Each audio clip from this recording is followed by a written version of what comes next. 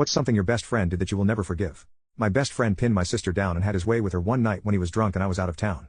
When my sister told me this while crying through her pain, I immediately called him to ask for an explanation. After all, he had been my best friend for over 10 years, so he wouldn't just do this to someone who considered him family, right? Well, he picked up and said hello like nothing even happened. When I asked him about that night, he said, "Oh yeah, me and your sister had some fun. She was playing hard to get, but don't worry, I got her to say yes in the end." I got literal chills on my skin and began seething with anger. First, I apologized to my sister for ever letting a man like that enter our house. She asked what I was going to do, and I simply replied, "You will never have to face him again." I got in my car and drove not his house, but his parents instead. You see, his dad and I were really close and would often work on cars in his garage. So I thought he should know what his son is up to before I make his face unrecognizable. But I didn't expect just how angry his dad would be. When I first told him about my sister, he acted calm and accompanied me to my best friend's house. He stood at the door while I rushed at his son with a baseball bat and broke his nose while yelling for him to apologize.